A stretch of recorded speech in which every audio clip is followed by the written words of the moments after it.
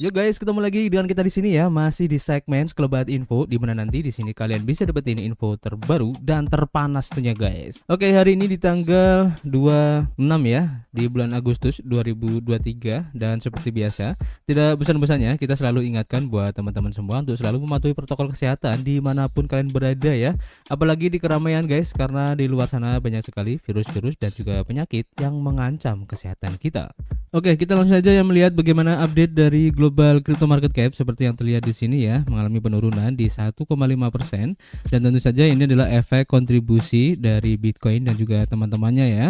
Dimana kalau kita lihat di sini untuk pergerakan dari Bitcoin dalam waktu 24 jam mengalami penurunan ya di 1,04%, disusul oleh Ethereum di 0,97%, kemudian untuk BNB di 0,77%, kemudian juga Cardano, Dogecoin, Solana juga mengalami penurunan ya. Dan kalau kita lihat di sini untuk perubahan harga dari altcoin sepertinya tidak jauh berbeda ya kalau kita bandingkan dengan Bitcoin, dan rata-rata perubahannya antara 0 sampai 1% guys. Kemudian kalau kita lihat bagaimana perubahan yang terjadi ya dari pergerakan harga Bitcoin seperti yang terlihat di chartnya, untuk close candle kemarin memang merah ya dan sempat turun di harga sekitar 25.700, kemudian mengalami kenaikan, dan sekarang kalau saya pribadi sih kemungkinan masih akan turun lagi guys, mencoba untuk melanjutkan tren turunnya, dan target utamanya kemungkinan akan di harga sekitar 25 ribuan ya. Dan kalau kita lihat untuk tren yang terjadi di sini ada pola base drop, base lagi, dan kemungkinan akan drop untuk sekali lagi guys. Dan kalau menurut saya pribadi sih kemungkinan akan coba retest di harga sekitar 24.000 guys. Jadi buat teman-teman semua yang mencari posisi DCA bisa manfaatkan di harga sekitar 24.000 atau di 24.500 ya. Oke, kita akan update lagi nanti pergerakan harga dari Bitcoin ini, dan kita langsung menuju ke informasi yang pertama ya. Kita lansir dari harian Daily Hodl, di mana di sini diinformasikan bahwa salah satu anggota dari BRICS yaitu India ini meninggalkan dolar Amerika Serikat guys, dan membeli sekitar 1 miliar barel minyak dengan rupiah untuk pertama kalinya guys. Nah, ini menarik ya. Jadi anggota BRICS India dilaporkan telah membeli minyak dari Uni Emirat Arab dengan menggunakan mata uang nasionalnya untuk pertama kalinya guys. Pada bulan Juli muncul laporan bahwa India dan UEA telah menandatangani sebuah perjanjian yang memungkinkan anggota BRICS untuk menggunakan rupiah sebagai pengganti dolar Amerika Serikat ketika berdagang dengan negara Timur Tengah ini guys. Minggu lalu kedua negara ini tampaknya telah mulai berdagang dengan menggunakan mata uang lokal mereka setelah perusahaan energi Indian Oil melakukan pembayaran dalam rupiah untuk membeli 1 juta barel minyak dari perusahaan minyak nasional Abu Dhabi berdasarkan laporan dari Reuters. India bukanlah satu-satunya negara BRICS yang membeli energi dari UEA tanpa menggunakan dolar Amerika Serikat guys, di mana pada bulan Maret perusahaan minyak dan gas Cina National Offshore Oil Corporation dilaporkan membayar dalam yuan untuk mengimpor 65.000 ton gas alam cair dari UEA. Sementara itu pada bulan Mei, Cina mengungkapkan bahwa mereka menandatangani perjanjian penyelesaian mata uang global senilai 582,3 miliar dolar yang secara eksklusif akan menggunakan mata uang yuan. UEA adalah salah satu negara yang menandatangani kesepakatan dengan raksasa Asia ini ya, bersama dengan Rusia, Venezuela, Oman, Bahrain, Qatar, Kuwait, dan Arab Saudi. Langkah-langkah terbaru dari China dan India menggarisbawahi upaya global BRICS ya untuk meninggalkan dolar Amerika Serikat guys. Dan seperti yang kalian tahu, pada KTT BRICS kemarin sudah ada beberapa negara yang sudah secara resmi bergabung di kelompok BRICS ini guys. Jadi menarik ya. Dan apakah ini menjadi salah satu kerja nyata ya yang dilakukan negara-negara BRICS, di mana perdagangan sudah mulai menggunakan mata uang asli mereka sendiri tanpa menggunakan mata uang dolar guys, dan efeknya bagaimana ke depannya ini akan sangat menarik untuk diikuti guys. Oke, kita akan update lagi. Kemudian kita lanjut ke informasi berikutnya guys. Kita lansir dari Bitcoin Systemi, di mana di sini diinformasikan bahwa aplikasi Bitcoin Spot ETF terbaru ini telah diajukan lagi ke SEC guys, dan ini unik ya dibandingkan dengan pengajuan lainnya. Hashdex sebagai manajer aset Brasil telah mengajukan aplikasi ke Komisi Sekuritas dan Bursa Amerika Serikat untuk dana yang diperdagangkan di bursa ETF Bitcoin Spot. Perusahaan telah mengubah nama aplikasi ETF sebelumnya dengan ticker DeFi menjadi Hashdex Bitcoin ETF dan untuk menyimpan Bitcoin Spot. Aplikasi DeFi diajukan sebagai ETF berjangka. Namun Hashdex tidak seperti ETF berjangka Bitcoin lainnya, tidak akan bergantung pada Coinbase SSA, sebuah perjanjian hak asuh yang memungkinkan ETF untuk menyimpan Bitcoin mereka dengan Coinbase Custody Trust Company. Sebagai gantinya guys, Hashdex akan menggunakan mekanisme yang disebut Exchange for Physical atau EFP yang ditawarkan oleh CME Group sebagai bursa berjangka terbesar di dunia. EFP memungkinkan investor untuk menukar kontrak berjangka dengan risiko spot yang setara tanpa harus membeli atau menjual Bitcoin dengan uang tunai secara langsung dari bursa. Strategi baru ini dapat memberi Hashdex keunggulan dibandingkan pelamar ETF Bitcoin lainnya karena dapat meredakan beberapa kekhawatiran SEC tentang likuiditas dan manipulasi pasar spot Bitcoin. Dengan menggunakan EFP, Hashdex dapat menghindari berurusan dengan bursa yang tidak diatur atau tidak dipercaya dan sebaliknya mengandalkan infrastruktur dan pengawasan CME Group, guys. Jadi cukup menarik ya yang dilakukan oleh Hashdex ini, dan apakah ini akan menjadi satu pembeda ya untuk aplikasi Bitcoin Spot dari aset manager yang lainnya, dan apakah ini akan diikuti oleh aset manager yang lain? Ini akan cukup menarik guys untuk diikuti, guys. Dan kelanjutan untuk update dari pengajuan ya untuk ETF Spot Bitcoin ini dari beberapa aset manager terhadap SEC ini masih menjadi perbincangan yang cukup hangat diperbincangkan ya. Dan nanti kita akan selalu update ya, karena ini efeknya akan sangat besar sekali bagi adopsi kripto ke depannya, guys. Oke, kita lanjut ke berita selanjutnya ya, masih dari Bitcoin Systemi, di mana di sini diinformasikan ya, untuk pasar option sekitar 3 miliar dolar, guys. Ini akan berakhir pada Bitcoin dan Ethereum besok, dan inilah yang perlu diketahui, guys. Jadi pasar kripto sedang bersiap-siap untuk sebuah peristiwa besar minggu ini karena option dari Bitcoin dan Ethereum senilai jutaan dolar akan berakhir pada tanggal 25 Agustus 2023, guys. Untuk informasi aja, option ini adalah kontrak yang memberikan hak tetapi bukan kewajiban kepada pembeli untuk membeli atau menjual aset acuan pada harga dan waktu tertentu. Kalau kalian bingung ya, mungkin kalian familiar dengan adanya Olim Trade, kemudian ada Binomo. Nah, itu kan adalah salah satu contoh dari pasar option yang menyediakan juga ya untuk instrumen-instrumennya ada semacam kripto ataupun forex dan lain-lain. Nah, di sini hampir sama, guys ya. Pasar option di sini juga sama. Artinya besok ini akan jatuh temponya, guys. Jadi keputusannya apakah besok ini untung atau rugi, nah itu akan ditentukan besok, guys. Nah, ini menarik ya. Jadi menurut Greeks.live, sebuah platform yang menyediakan data dan analisis mengenai option mata uang kripto, ada 72.000 option Bitcoin dan 536.000 option Ethereum yang akan berakhir minggu ini dengan nilai nominal gabungan sebesar 2,8 miliar dolar, guys. Platform ini juga menawarkan beberapa metrik utama untuk mengukur sentimen dan juga ekspektasi pasar sebelum kadaluarsa. Salah satu metrik ini adalah rasio put call yang mengukur rasio opsi put perkiraan bearish terhadap opsi call perkiraan bullish.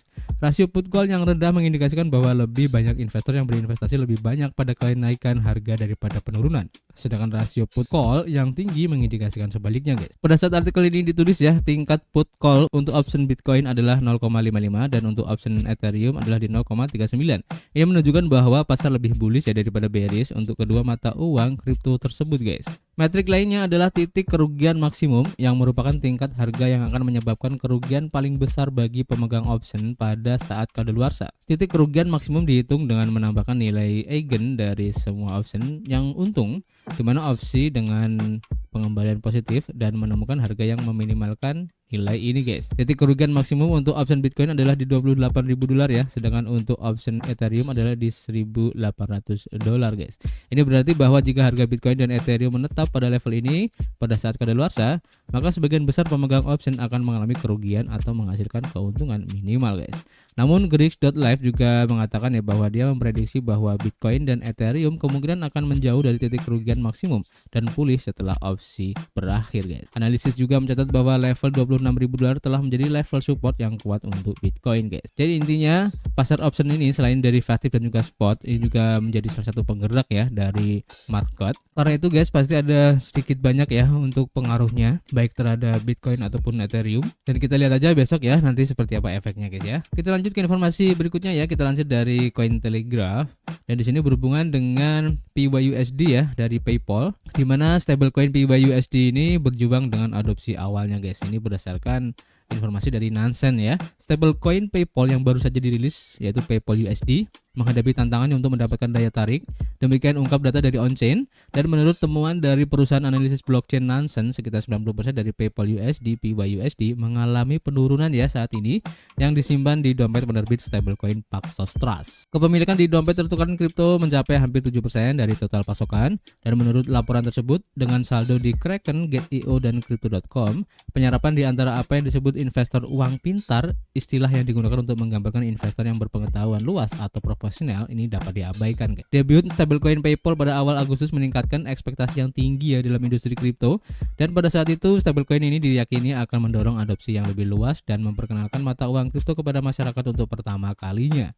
Meskipun raksasa fintech ini memiliki lebih dari 350 juta pengguna di seluruh dunia, hanya sedikit yang menggunakan stablecoin atau menyimpannya di wallet penyimpanan sendiri pada minggu-minggu pertamanya. Menurut laporan tersebut, angka-angka menunjukkan hal itu guys. Pada pool di bursa transaksi seperti PYUSD Wrap ETH dan juga PYUSD USDC hanya mewakili kurang dari 50.000 token ya, dan analisis lebih lanjut tentang pemegang individu teratas mengungkapkan tingkat minat yang moderat dengan pemegang terbesar yang bukan merupakan bursa atau kontrak memegang kurang dari $10.000 PYUSD, dan menurut Nansen, pemegang tersebut membeli stablecoin setelah menjual 3 meme coinnya. Selain itu, data menunjukkan kurang dari 10 pemegang, tidak termasuk kontrak atau bursa, memiliki saldo melebihi $1.000. Meskipun penyerapannya tidak terlalu besar, untuk PYUSD stablecoin baru beredar kurang dari 3 minggu, dan ini diluncurkan tanpa pengumuman sebelumnya ya bahwa itu sedang dalam proses guys. Stablecoin PayPal dipatok ke dolar Amerika Serikat dan diterbitkan oleh Paxos Trust, di mana stablecoin ini dibangun di atas jaringan Ethereum dan sepenuhnya didukung oleh deposito dolar, treasury jangka pendek, dan setara kas yang serupa. Peluncurannya memicu perlombaan di antara para pesaing kripto yang sudah mapan, dan Circle sebagai perusahaan di balik USD Coin atau USDC mengumumkan ekspansinya ke 6 blockchain minggu ini dan membuat stablecoin ini tersedia di 15 jaringan dalam upaya meningkatkan adopsi. Dari data CoinMarketCap menunjukkan kapitalisasi pasar untuk USDC sekitar $25 miliar ya pada saat penulisan. Sementara untuk Tether atau USDT ya, ini bergerak turun di $1 memiliki lebih dari $82 miliar kapitalisasi pasarnya guys. Jadi kita tunggu aja ya untuk perkembangan terbaru dari PYUSD ini guys. Apakah akan menjadi pesaing berat ya untuk USDC dan juga USDT?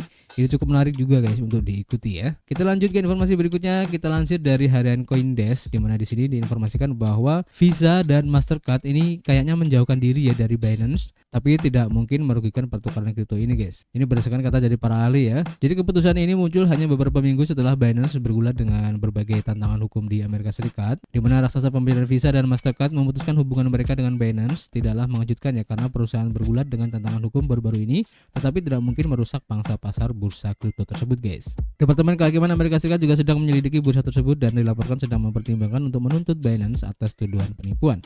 Mengingat semua tantangan hukum yang dihadapi Binance, langkah yang diambil oleh perusahaan-perusahaan besar seperti Visa dan Mastercard tidaklah mengejutkan, kata Dave Weisberger sebagai CEO dan salah satu pendiri CoinRouters. Visa dilaporkan berhenti menerbitkan kartu co-branded baru dengan Binance di Eropa. Seorang juru bicara Mastercard mengkonfirmasi akhir kemitraannya dengan Binance kepada CoinDesk tanpa memberikan rincian di balik keputusan tersebut. Binance mengatakan di platform media sosial X bahwa Binance Card tidak akan lagi tersedia untuk pengguna di Amerika Latin dan Timur Tengah guys. Namun langkah ini tidak mungkin merugikan pangsa pasar bursa kripto ya, mengingat jejak globalnya yang luas, dan sampai hal itu berubah mungkin orang-orang akan terus berdagang di sana guys. Berakhirnya kemitraan ini mungkin juga bukan masalah besar ya bagi industri secara keseluruhan, kata Leo Mizuhara sebagai CEO dari Hashnote, platform manajemen aset digital institusional yang diatur oleh CFTC. Dia juga mengatakan bahwa keputusan Mastercard dan untuk menjauhkan diri dari Binance tampaknya masuk akal, mengingat fokus raksasa kartu kredit tersebut baru-baru ini pada industri blockchain. Baik Visa maupun Mastercard telah aktif ya dalam industri blockchain baru-baru ini, bahkan selama pasar bearish yang berkepanjangan yang menyebabkan beberapa kebangkrutan besar. Baru-baru ini Visa dan Mastercard mengatakan bahwa mereka berniat untuk melanjutkan kerjasama dengan mitra industri mereka untuk membawa program pembayaran ke pasar guys. Jadi menarik juga mengikuti apa yang dilakukan oleh Visa dan juga Mastercard ini, karena mereka berdua ini sebagai salah dua ya dari platform pembayaran kartu kredit yang sudah kelasnya internasional ya dan bisa digunakan secara global, dan apapun yang dilakukan oleh kedua platform ini tentu saja juga pasti akan berdampak ya, apalagi ini berhubungan dengan salah satu platform yaitu Binance ini guys. Kita akan tunggu nanti seperti apa efeknya dan kita akan informasikan untuk update-nya. Kita lanjut ke informasi berikutnya ya. Kita lansir dari harian Bitcoin Systemi, di mana di sini diinformasikan bahwa Paus ini bereaksi ya terhadap token PP yang harganya anjlok guys. Jadi ketika harga PP jatuh setelah berita tantangannya, Paus mengubah penurunan tersebut menjadi sebuah peluang ya. Jadi aktivitas di wallet tim PP, salah satu token meme terpopuler setelah Dogecoin, menyebabkan harga PP turun lebih dari 20% ya. Menyusul informasi yang sudah kita informasikan kemarin, kalian bisa cek videonya ya. Dan oleh karena itu ya, alamat tim dari PP ini mentransfer sekitar 16 triliun token PP, sekitar 15,08 juta dolar ke 4 central exchange, dan juga jumlah tanda tangan yang diperlukan untuk melakukan perubahan pada wallet multisig PP diduga berkurang dari 5 menjadi 2 guys. Sementara harga PP yang terpengaruh oleh transfer ini dan klaim perubahan turun ya, dan Paus mengubah penurunan tersebut menjadi sebuah peluang. Pada titik ini, Luke Onchain berbagi bahwa Paus mendapatkan PP lagi guys, atau serok bawah lagi ya, memperluas portofolio PP-nya, dan Will ini membeli sekitar 640 miliar token PP dalam pembelian yang menurun kemarin guys. Paus menghabiskan sekitar 320 Ethereum senilai 529.000 dolar ya untuk membeli 640 miliar token PP. Jadi menarik ya mengikuti perkembangan juga ya dari PP ini, yang merupakan salah satu token meme yang bisa dibilang tuh baru ya hype-nya. Dan memang waktu kenaikannya kemarin ini cukup fenomenal sekali. Kalian bisa cek video kita di channel kita ya. Dan apakah ini akan menjadi salah satu pertanda ya bahwa PP ini akan bisa menyusul Dogecoin ataupun Shiba Inu? Kita lihat aja nanti ke depannya guys. Ini menarik juga ya karena PP ini. Oke guys, saya rasa cukup ya untuk informasi hari ini. Nanti kita akan update lagi ya informasi terbaru buat teman-teman semua. Dan seperti biasa kita masih menunggu kritik dan saran kalian di kolom komentar. Nanti kita bisa ngobrol banyak di dalamnya. Dan yang pasti guys, kita akan ketemu lagi di informasi berikutnya. Peace.